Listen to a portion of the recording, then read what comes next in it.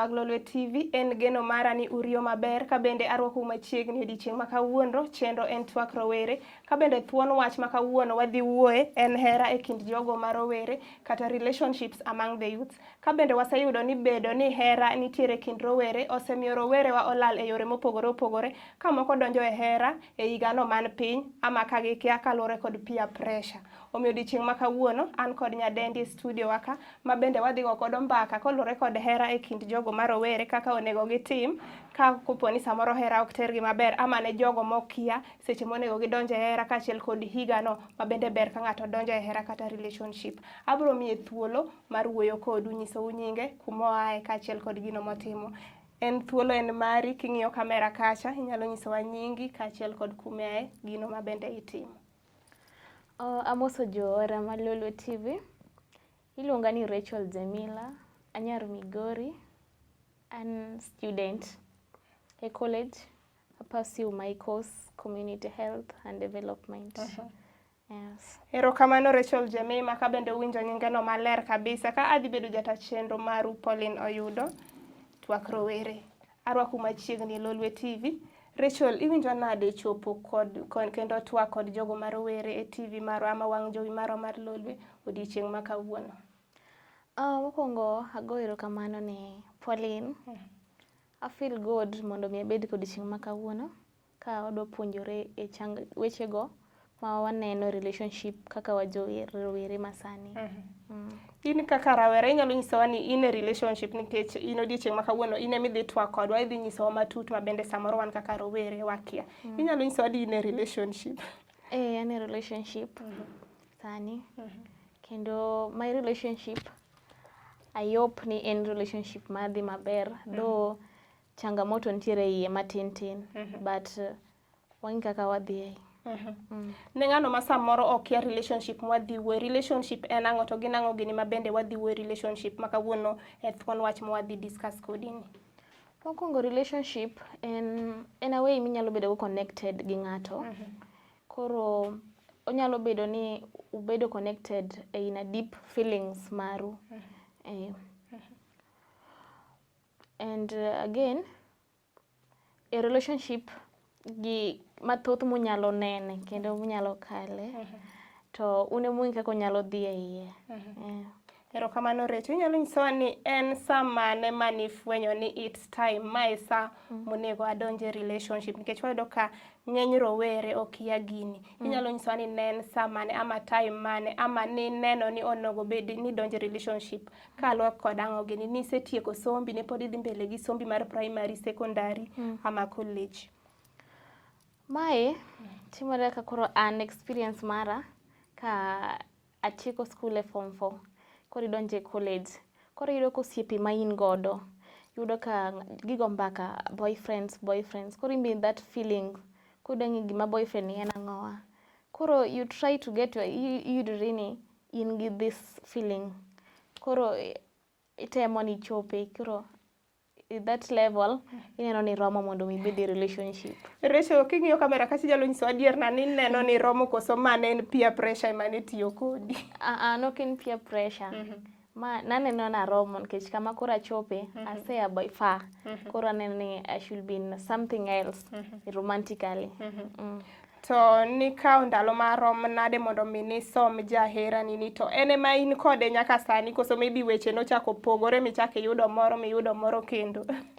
Mae ne anyalo wacho ni ne en crush. At that time ne wan friends but ne crushiana. Koro approaching ng'ato ka ng'ato ne nobedo matek. Koro for that long period ne wang'ere. Koro notundo kama koro inyalo wacho. Koro wacho let go of this fear mondo koro anyis nyawadwa gima an. Koro kano gi kanyo to nwanyisore how we feel. Kamano kaka nwachako relationship. Rachel, apani kane in e process ne ok ine ng'at achiel, ineno jok mopogore opogore. Inyalo nyisowa ni in ni approach ng'atni koso en ema no approach koso nobedo nade? Mae en ema no approacha. Koro ing'eni kaka an ng'ama nyako, ibedo gi luoro moro ni ok inyal approach ng'ama wuoyi. Koro iling' aling'a though you feel that thing. Koro kano approach ni an na crush niga. koro imbe ibust inyise ni ambe I feel the same way. Yeah. Kar approach kanyo yudo ni sani joma nyiri ok riti ni gibedo approach ka gineno maber negi to gimbe gidhi giwacho gik ma ging'eyo. Ka ng'ato neno ka ohero wadgi inyalo wacho ni relationship aila ni en maber koso ang'o minyalo nyisowa. Ti ipani en gima nyalo last for how long ka koro nyako ema approach wuoyi. Kuom joma nyiri ki approach ng'ama wuoyi relationship ne ok obi last. Nikech wuoyicha biro neno ni in desperate kuome. Koro obro treat as such, obro keto such demands moko kuomi kitamori to onyalo left. Koro yudo ko play gi jomoko, then kinyalo penje onyisi ni after all in ema ni approacha. Ni yuda ka timo timbene, why are you complaining koro? Rachel, inyalo nyisowa ni mano ema ne first relationship ni tema pod idhigo mbele koso nobet nang'o? Pana chien ka ne an gi relationship. I hope ne nyalo work best but noko work kaka naparo. Iyudo ni oheri to onge gimi feel kuome. Koro nok wanyal dhi mbele ne wan gi differences mang'eny. Koro nyalo nyisowa ni bedo ni gino ne ok work out. Ma nyalo nyisowa ni ne ok in ready ni dhi kaluwore kod ni neno ni osiepe ni bere are in relationships. Koso en mane ok en ready. Koso maybe anyalo wacho ni nan ready but ineno HERA kae nyaka udhi ni mnaindana udhi kanyakla samoro ihere uweroru to ka onge that HERA moro ma I feel kuome ok nyal work. Always ibro feel ni you are forcing yourself to koro mani ng'eni nyalo dhi ma ineno ni onge gima timo kae. It's better nyise how I feel mondo kila mtu apart ways. Ne youth no masani neni masamoro ni HERA ma poko donje HERA ma pango donje HERA in ng'ato mosebede HERA mose experience both the good and the bad. Ginang'o gini minyalo nyise ni nyaka have in mind ka poko donje relationship ama ka ene relationship maybe ma pod nyien. The youth no ma dwa donjo e relationship kata mani e relationship ma pod nyien. Gimo nyaka kuong consider nyaka kuong ing'e background mar ng'ani, the security, maybe the past bende nyaka ing'e mare. Onyalo bedo ng'at ma be wuondi iwacho ni nini thing can be deceiving sometimes. Koro nyaka I make sure ni ng'at ma idwa donjo go relationship ni ong'ama nade. To ka in relationship ma pod idwa no build nyaka ibed open to ng'ama in godo. Nyaka inyise your background, your status, then religious mari nyaka inyise obed kong'eyo. Erokamano Rachel kuom point minyiswano. Wadok mane point to inyisa kanyo ni ka in e relationship madwa build ama kapok idonjo ama ka intiere to pod uendeleza relationship ama HERA uni. Iwacho kacha ni intiere gik monego inyise, you should free yourself ama you should be free to him mondo me ong'eyi matut. Inyalo wacho ni wan seche moko wan joma nyiri samoro kwadwa win ng'ato tineno ni kanyise gini to adhi lose. Inyalo yudo ni example madwa mi an gi nyathi to samoro nyathina ni apando kanyiso ng'ani. Donge gige wasamoro waneno ni kelo chwanyro. Ginang'o gini ma samoro wan jok manyiri onego wanyis jogo ma of the opposite sex. To ginang'o gini monego be jok ma jowuoyi onego nyiswa ka wan kodgi relationship ama kapod wan e relationship ma build mapoko odhi mabor. Kae mondo mi ubed gi relationship ma bedo build maber. Nyaka ng'ama kata partner ni mar wuoyi ni ma wuoyi onego nyisi kata current mar relationship ne gima omiyo ne gikosana kata ka be ni relationship ne en gi nyathi gi nyako mane giwere no nyaka bed open monyisi. Then ng'ama nyako in be nyaka ibed open nyise ni kata ka current ni relationship mari ng'at mani weri go nyalo pod chandi. Nyaka nyise tuo moro amora ma in go machandi ga nyaka nyise obed kong'eyo. Koro obedo kong'e gimoro amora matimore kuomi. Rachel wayudo ni seche moko wadonjo e relationship an osiepni tanyisi ni Rachel ayudo ng'ato to after 3 weeks ama 1 week iwinjo ni ng'atni wasedate godo for sometimes kendo yudo ni maybe sama wa move in anyisi ni Rachel ing'e ni wakethore ng'ato chwanya kama gin ang'o me samoro ipani kelo chwanyruok sama ng'ato donjo e relationship ma ng'ato tieko ndalo matin tiwinjo ni gi part ways.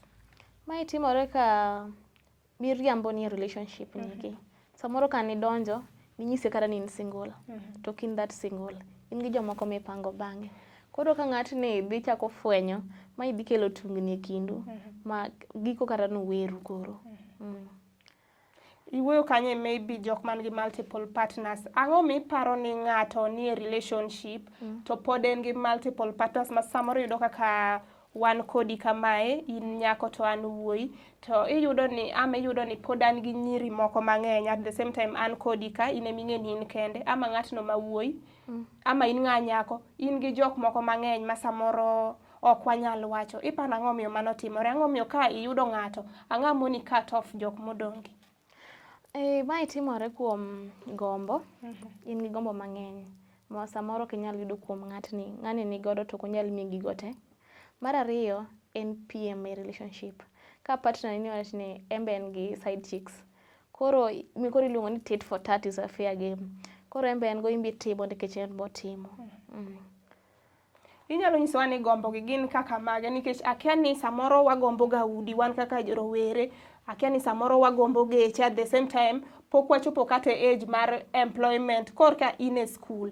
To iyudo ni gombo okwako wang'i ma ok inyal neno ng'at ma in godo ma provide ni the little ni. Mae timore gi peer pressure. Kaka koro e skunde mag college, universities, nigi a lot of pressure kuom nyithindo, kuomwa joma nyiri. Iyudo ka nyawadwa en e ngima moro ma high. Koro imbe kinene to igombo ngimano iko, tikia ni en ngima machal nade.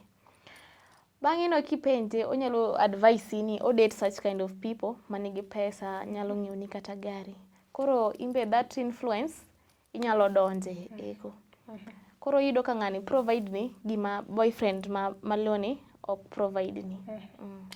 Erokamano joneno mag Lolwe TV, mana kaka uwinjo kuom wendo ma kawuono wan godo e studio iluongo ni Recho Jamima, ka bende omiyowa puonj makare ni wan kaka rowere, sama wadonjo e hera ma kapok wadonjo e hera, onego ibed thuolo kod ng'atno ma in godo, obed ng'atno ma wuoyi ma samoro korka uromo godo, nyise adiera mari, ka in gi nyathi nyise, level mar sombi nyise, mondo gigi kik kel rochruok e hera maru. Wabro dhi e yweyo matin, kete mana e Lolwe TV, kik idhi mabor.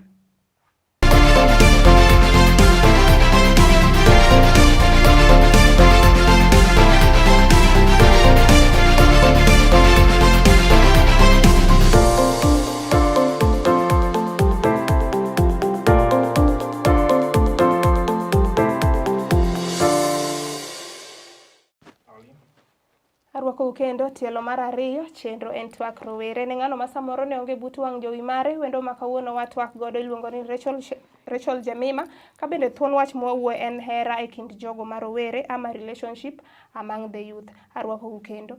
Recho, erokamano kuom twak kodwa otielo mokwongo, ageno ni johera mag Twak Rowere owinjowa maber. Wan kaka wan jogo ma rowere, nitiere samoro gigo ma samoro nyalo miyo ok wadonje relationship e yore makare, kaluwore kod past experience ama gino ma samoro ineno kuom osiepni. Inyalo nyisowa ni gin fears mage ma in godo, in kaka Recho, sama in e relationship ama kapok idonje relationship, gin fears magi as a person? Fears manyalo bedo go, mokwongo violence in a relationship, kama koko ng'enye, ugoru mang'eny. Mar ariyo en heartbreak. Heartbreak koro samoro ka ni donjo relationship ni, nok expect ni this partner nyalo heartbreak in a such. Koro by the kaka time udhi, ineno ka koro en ng'at ma chako cheat. Koro kata kidhi ineno simbe yudo ko chat gi someone behind, mo date, to nok expect that. Koro yudo ka mano heartbreak mo. Minyalo kata gombo timo gima rach ne ngimani. Koro ere kaka wanyalo solve these heartbreak issues? Heartbreak issues kiyudo, you first sit down gi ng'atni, wuo kode, ipenje gimomiyo okawo atua machalo kamano. Mar ariyo kaka ng'ama nyako, inyalo bedo gi emotional manyalo chwaki sana, miyud kitimo kata gimoro marach. Inyalo share to your best friend, ng'at ma in godo close. Inyise ni obedo kama kama e relationship wa mancho wadate gi ng'ane, to timore kama kama. Anyalo konyo nang'o. Tiyudo ko nyalo take you through giminyalo timo. Recho, wan kaka joma nyiri iwacho ga ni wahero drama, kendo drama ringe rembwa. Iyudo ni samoro ka osiepni ama jaherani iyude gi couple of ladies mochat godo, jok mopogore opogore.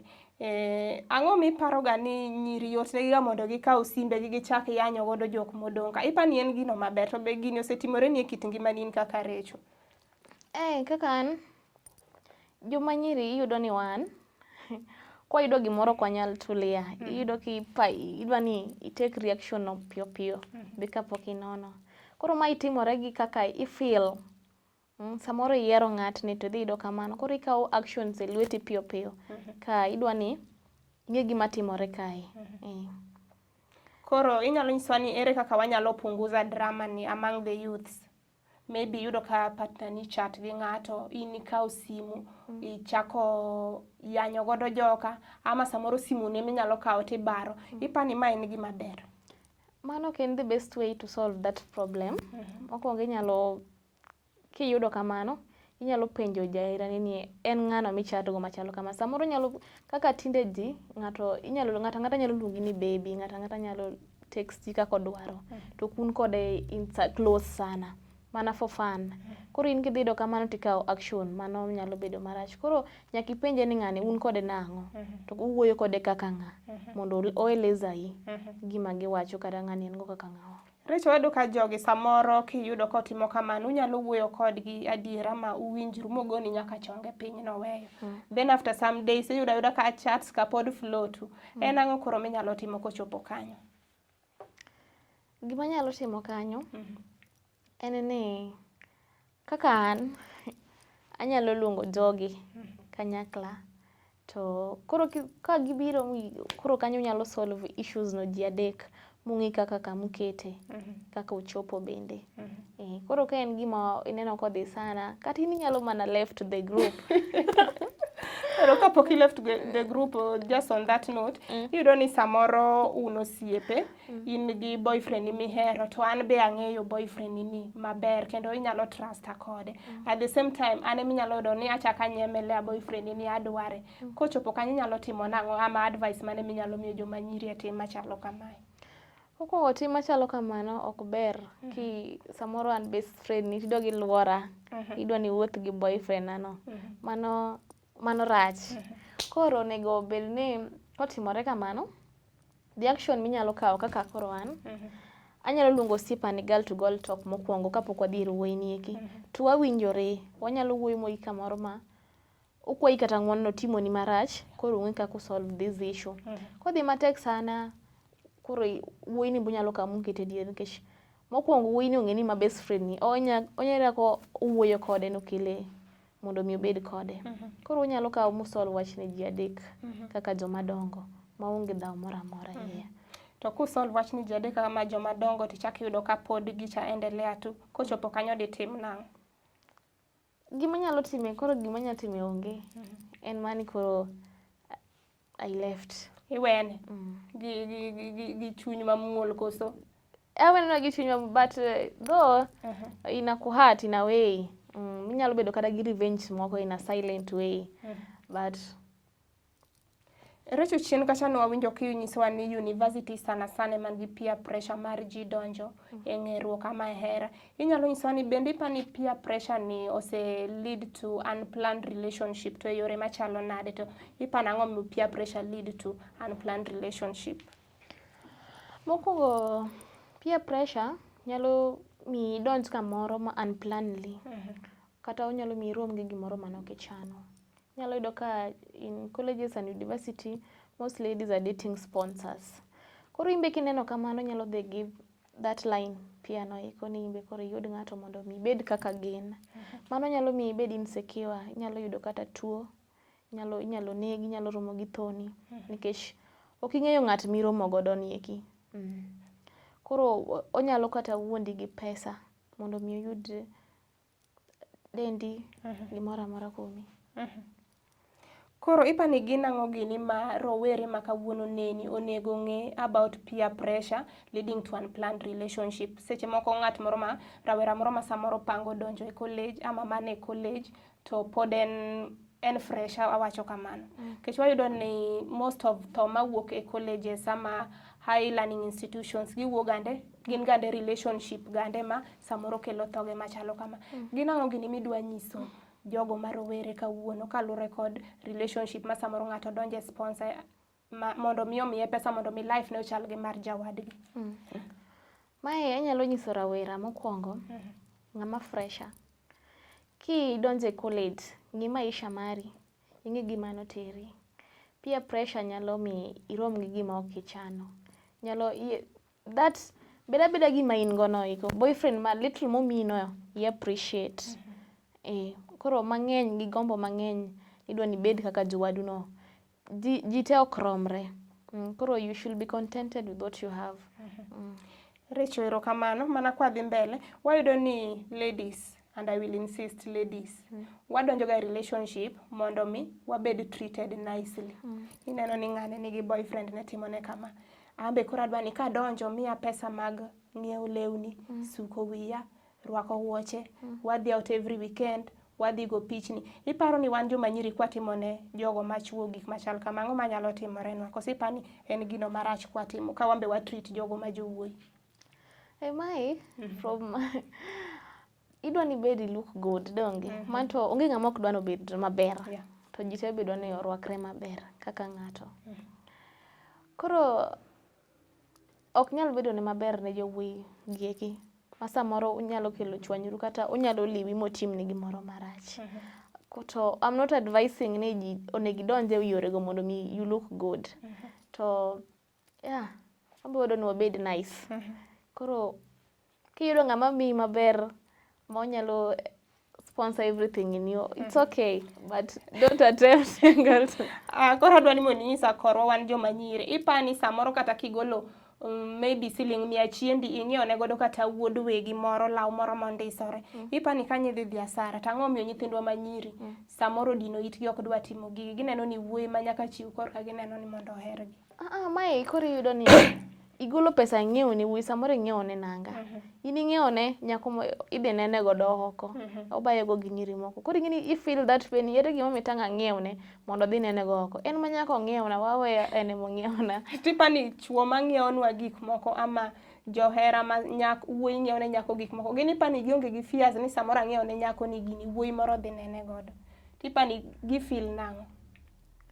Gini kata gama wuoyi bende anyalo wacho no feel bad, but gitoto margi ok ane ka ginyalo feel bad sana ka ging'iewo na law, nikech ng'ama wuoyi kong'iewo ni gimoro is understandable.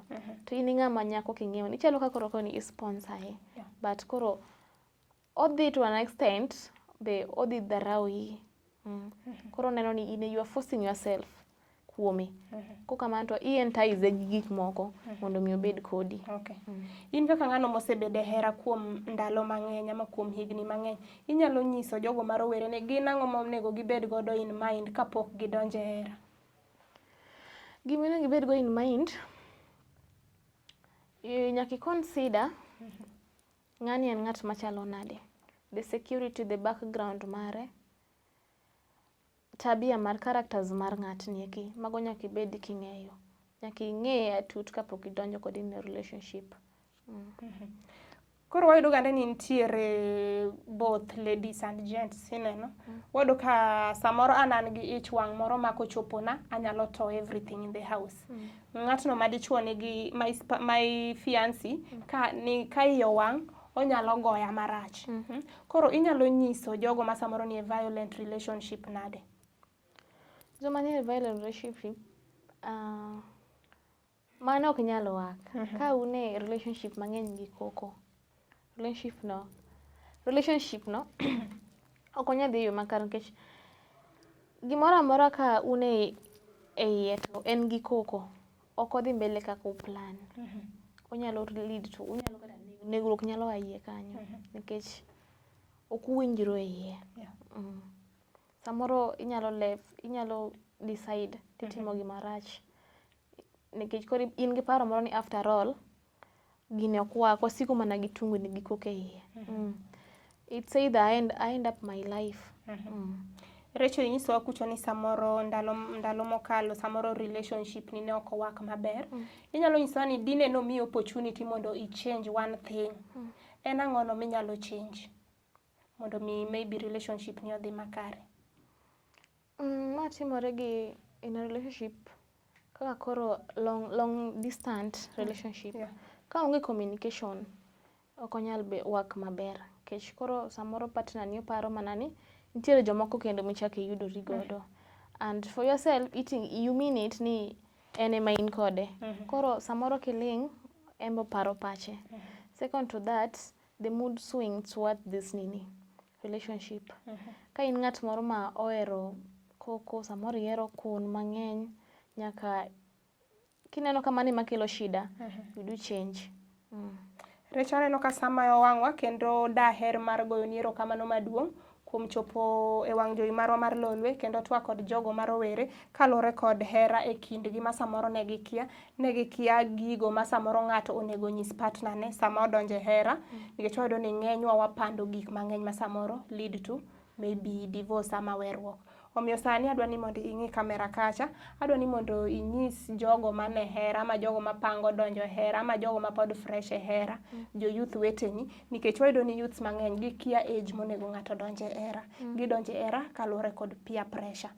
Warieyo Valentine's Day, ndalo chieng' johera, ng'i kamera kacha, advice mane mimiyo rowere kalure kod topic ma kawuono wawuoye? Erokamano Pauline kuom hosta maber. Ambago erokamano chopo. Koro advice manyalo miyo rowere matindo kachiel kod jok ma fresh ama donje e hera. Mokwongo, ng'ama dwa donje hera, idonje hera ki ing'eni at this point koro taromo godo, anyalo donjo, I'm able to bear the heartbreak, I'm able to bear everything, the challenges ma bro overcome in relationship ni, anyalo bedo godo strong. Mar ariyo, jok manie hera ma idwa ni hera ni odongi, nyaka ibed free gi your partner, nyaka ibed gadieri kode, inyise gigo eko moko ng'eyo mondo mi ong'e, for you to have relationship madongo maber. Ero kamano, Recho, mana kaka ipimonwa maberno, ageno ni giwinjo kendo gimako wecheni kendo gidhi tiyo godo maber mana kaka inyisogino. Sani watieko show. Anyisi kendo ni wendwa ma kawuono wan godo e studio iluongo ni Rachel Jemima. Asabedo jata chenro mari Pauline Oyudo. Oriti uru masani. Bye.